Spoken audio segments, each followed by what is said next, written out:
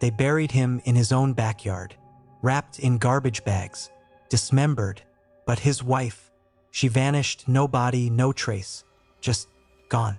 This isn't just a missing persons case. This is a story about a killer who hid in plain sight, wearing a mask so convincing, even his victims trusted him. February 1985, San Marino, California, a wealthy town where nothing bad ever happens. Until it does. Linda and John Sohus were supposed to be packing for a trip, but they never left. Their truck? Abandoned. Their bank accounts? Frozen in time. And then there was him, the tenant, the man who called himself Christopher Chichester. Charming, well-spoken, complete fraud. He drank their wine, borrowed their car, and when they disappeared, he moved into their home like nothing happened. 9 years later, a pool digger's blade struck plastic, garbage bags, and inside, John Sohus, stabbed, chopped apart, buried like trash. But Linda, no sign. Did she run? Or did the killer hide her somewhere? Worse, because Chichester was gone, reinvented, a new name, a new life, a wealthy socialite in New York. No one suspected a thing until 2008. Kidnapping, a little girl, and suddenly, the man who called himself Clark Rockefeller was exposed.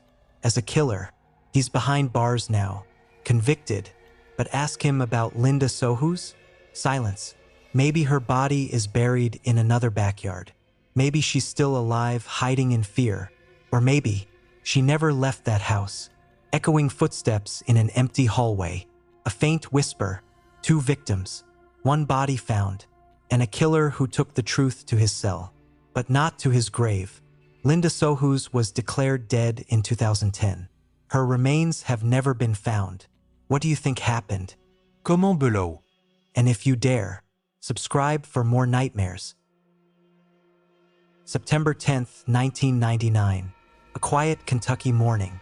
Birds singing. School buses rolling. But in Bullitt County, evil was already awake. 17-year-old Jessica Dishon stepped outside and vanished into thin air. No screams, no struggle, just gone. 19 days later, they found her, hidden in the woods like trash, bruised, broken, strangled.